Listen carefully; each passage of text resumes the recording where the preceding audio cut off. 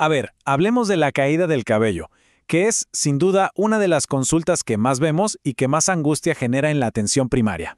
Por eso, en esta revisión vamos a armar un enfoque que sea práctico, bien estructurado, pensado para el médico general, con las claves justas y necesarias para el día a día y, por supuesto, para enfrentar el UNACOM. Y esta es la pregunta del millón, ¿no? Llega el paciente preocupado y ¿por dónde empezamos? ¿Qué es lo que no se nos puede pasar? La verdad es que la clave está en tener un algoritmo mental simple pero muy potente. Así que vamos a construirlo juntos. Perfecto, vamos directo al grano. Antes de pensar en diagnósticos específicos como efluvio, areata o lo que sea, hay una primera gran decisión que lo cambia absolutamente todo. Y es preguntarnos, ¿estamos frente a una alopecia cicatricial o una no cicatricial? Miren, la diferencia no es para nova sutil, es anatómica. En la no cicatricial, el folículo está ahí. Quizá no funciona bien, pero está presente. Por eso, si nos fijamos bien, vemos los puntitos, los orificios foliculares. En cambio, en la cicatricial, el folículo ya no existe. Fue reemplazado por tejido fibrótico, por una cicatriz, y esto es irreversible. El cuero cabelludo se ve liso, brillante, atrófico, sin poros. Esa es la clave visual que tenemos que salir a buscar. Entonces, nuestro primer trabajo en atención primaria es básicamente ser detectives de folículos. Identificar esta diferencia nos permite dos cosas fundamentales. Primero, darle un pronóstico real al paciente. Y segundo, y más importante, saber cuándo tenemos que derivar de forma urgente. Ahora sí, enfoquémonos en lo más común, en el pan de cada día. La gran mayoría de las alopecias que vamos a ver en la consulta pertenecen a este grupo, las no cicatriciales, y aquí hay 4 que tenemos que dominar sí o sí. Empecemos con el efluvio telógeno. Este es el cuadro agudo por excelencia, el que genera muchísima ansiedad. La historia clásica es casi de libro. El paciente consulta por una caída de pelo masiva, difusa, que describe como que se le cae a puñados. La clave aquí es ir a buscar activamente el gatillante. ¿Qué pasó hace 2 a 4 meses? Un parto, una cirugía importante, un cuadro febril, un estrés emocional muy fuerte. El pull test positivo, cuando tiramos suavemente el pelo y salen más de 5 o 6, nos confirma que el proceso está activo. Y aquí nuestro rol es 100% terapéutico, pero sin usar fármacos. Nuestra herramienta más potente es la educación. Hay que explicarle al paciente que esto es transitorio, que es autolimitado y que se va a recuperar. Calmar esa angustia es fundamental. Pasemos ahora a la causa más frecuente de pérdida de cabello a nivel mundial, la alopecia androgenética o lo que todos conocemos como calvicie común. A diferencia del efluvio, que era algo agudo y dramático, acá el proceso es crónico, es lento, progresivo.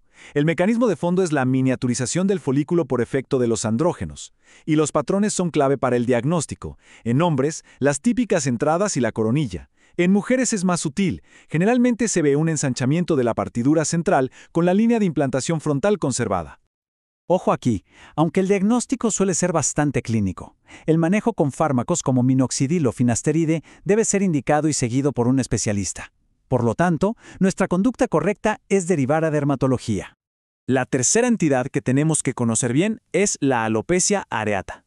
Y con este nombre, entramos de lleno en el terreno de la autoinmunidad. La presentación es súper característica. Son estas placas de alopecia, bien focales, redondas, perfectamente definidas y con una superficie completamente lisa, sin escamas ni nada. El hallazgo patognomónico, aunque no siempre lo vamos a encontrar, son los famosos pelos en signo de exclamación en la periferia de la placa. Y es fundamental siempre preguntar por otras enfermedades autoinmunes asociadas como tiroiditis o vitiligo. Al ser una patología autoinmune, el tratamiento apunta a modular esa respuesta inflamatoria, y eso requiere manejo especializado con corticoides o inmunomoduladores. Por lo tanto, nuestra labor es la sospecha clínica y la derivación oportuna. Y vamos con la cuarta de las no cicatriciales que es súper relevante sobre todo en la población pediátrica, la tinea capitis. Si nuestro paciente es un niño en edad escolar que llega con una placa de alopecia, el primer diagnóstico a descartar es este. A diferencia de la areata, aquí la placa no es lisa. Vamos a ver descamación y los pelos no se caen de raíz, se rompen al ras del cuero cabelludo, dejando unos puntos negros característicos. Y ojo con las formas inflamatorias como el Querion de Celso, que pueden ser muy aparatosas.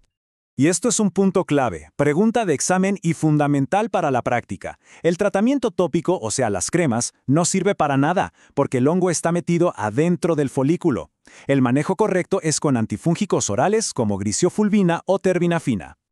Bueno, ahora dejamos el terreno de lo habitual y entramos en la zona de alerta roja. Las alopecias cicatriciales son raras, pero no reconocerlas a tiempo puede tener consecuencias graves. Así que son una urgencia dermatológica. Y aquí volvemos al concepto inicial, al más importante de todos. La sospecha se enciende cuando al examinar el cuero cabelludo no vemos los orificios foliculares. La piel se ve brillante, atrófica, casi como si fuera un pergamino. Esto nos grita que la destrucción del folículo ya ocurrió, que es irreversible, y que el proceso inflamatorio puede seguir activo destruyendo los folículos que quedan. La conducta acá es una sola y no admite dudas ni demoras. Derivación urgente a dermatología. El paciente necesita una biopsia para confirmar el diagnóstico y, probablemente, un tratamiento inmunosupresor potente para intentar frenar la progresión de la enfermedad lo antes posible. Muy bien, ya vimos todas las piezas del rompecabezas. Ahora vamos a unirlas en un algoritmo práctico, en lo que sería nuestra hoja de ruta para cada vez que enfrentemos una consulta por caída de cabello. Este es el flujo de trabajo. Primero, una buena anamnesis. ¿Es agudo o progresivo? ¿Es difuso o en parches? ¿Hay gatillantes? Segundo, el examen físico con una misión principal. ¿Hay o no hay orificios foliculares? Luego, describimos las lesiones que vemos y hacemos el pull test. Con toda esa información, integramos los hallazgos y formulamos una hipótesis. Y finalmente, tomamos la decisión clave. Esto se puede manejar en APS o se debe derivar. Y esta frase lo resume todo. Nuestro verdadero valor no está en sabernos de memoria los tratamientos complejos, sino en ser capaces de tomar esa queja tan vaga y angustiante de «Doctor, se me cae el pelo» y aplicarle un filtro, un pensamiento clínico ordenado para llegar a un plan de acción que sea concreto y seguro para el paciente. Y para terminar, les dejo una última pregunta. Porque si después de esta revisión, la próxima vez que entre un paciente a su consulta por caída de cabello, lo primero que se les viene a la mente es «tengo que buscar los orificios foliculares», entonces el objetivo está más que cumplido. Ese simple gesto al examinar es el punto de partida que define todo lo que viene después.